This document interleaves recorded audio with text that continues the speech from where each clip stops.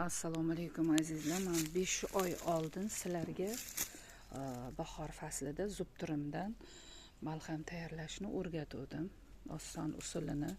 Chunki hozirgi paytda hamma insonlar ham nima qilish olmaydi. Mana kimnidir puli bor, tabibga borishga ham, tabibga ham pul kerak, doktorga ham. Shuning uchun osongina bo'lsin, o'sha insonlar qiynalmasin deb oddiy usulini o'zimizda bor narsadan foydasi katta mahsulotdan ko'rsatib berdim. Mana bugun zarpichakdan tayyorlab beraman. Men har bitta nimani o'zimni uyimdan emas, boshqa bir inson shifo so'ragan insonning uyiga borib obzor qilib ko'rsatib beraman. Shuning uchun o'sha xonadonda nima idish bo'lsa, shundan ko'rsataman. Bu safar zubtirimdan tayyorlagan malham uchun ko'pchilik negativ fikrlar yozishdi. Idish unaqa, idish bunaqa. Bizning asosiy fikrimiz idishga yoki tevarak atrofga emas, ya'ni o'zimizga sog'lig'imizga foydasi tegadigan narsaga qaraymiz. Mana bu zarpichak hamma joyda ham o'smas ekan, lekin buni agar bilgan insonlar bo'lsa foydasi juda ham katta, ayniqsa sirroz kasali bilan kasallangan insonlar uchun. Mana baynisada yotadi, qancha dori-darmon ukol oladi, lekin foydasi bo'lmaydi. Hatto vrachlar javob ham berib borishadi. O'shanda mana shu zarpichakni olib mana idishga solamiz. Mana bunaqa qilib terib olamiz. Urug'i tushish kerak emas, guli tushish kerak emas, faqatgina mana bunaqa tanasini mana buni olamiz, terib olamiz. Keyin bitta chayib tashab 1 litrlik bankaga solib, qaynoq suv solib damlab qo'yamiz. 1 litr bankaga qaynoq suv solib damlaganimizdan keyin o'zi 1 soatdan keyin suvning rangi chiroyli sariq bo'lib o'zgaradi.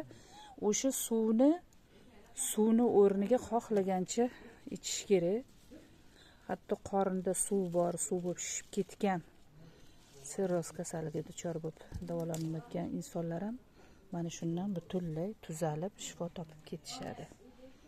Inshaalloh hamma narsa ham meditsina yo'li bilan emas, mana bunaqa o'zimizdagi bor, o'zimizni tevarak atrofimizda o'sadigan foydali o'simliklar orqali ham shifo topishadi.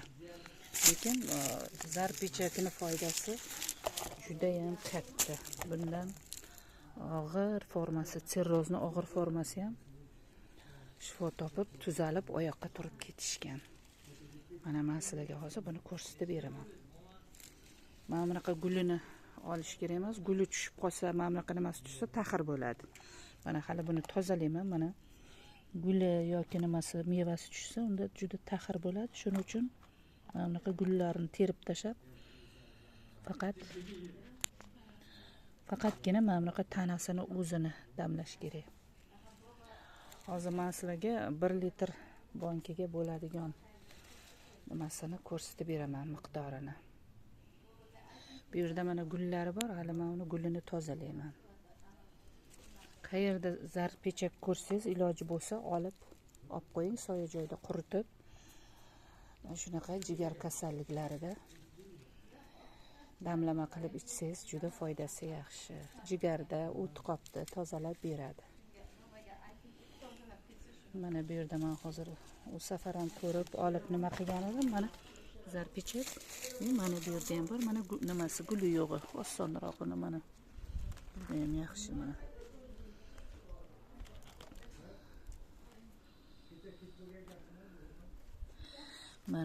Mana opam ham doktorlar 3 yil oldin начинающий sirroz dedi. Allohga shukr, men shunaqa nimadan ichib, hozir otda hech qanaqa sirrozdan darak ham qolmadi. Hozir non ham yopadi, огородga ham kiradi, tandirga ham kiradi. Hech nima qilmaydi.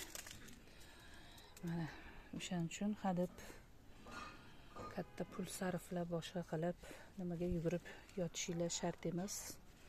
Shuning uchun men sizlarga ko'rsatib beryapman bu narsani.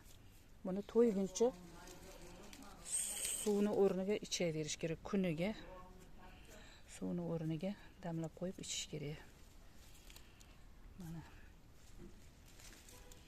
iloji bo'lsa mana shu ichishdan oldin jigaringizdagi ferment nimalarni tekshirtirib olsangiz, ana keyin buni ichganingizdan keyin ko'rasiz qanaqa o'zgarish borligini. Shundan 10 kun ichiravering. Mayli, bir oy ichsinlar, topolganlar ich. Ana keyin ko'rasizlar qanaqa bo'lishini. Men hozir buni sizlarga tozalamasdan ko'rishinglar uchun men ko'rsatib beraman. Faqat sizlar ko'rib olinglar deb qancha miqdorda solinishi atak. Men buni nimalardan tozalamasangiz ta'mi taxir bo'lib qoladi. Mana gullarini, mana bu narsalarni tozalab, faqat mana bunaqa sariqni o'zi qolishi kerak. Cho'pini mana buni o'zi. Mana.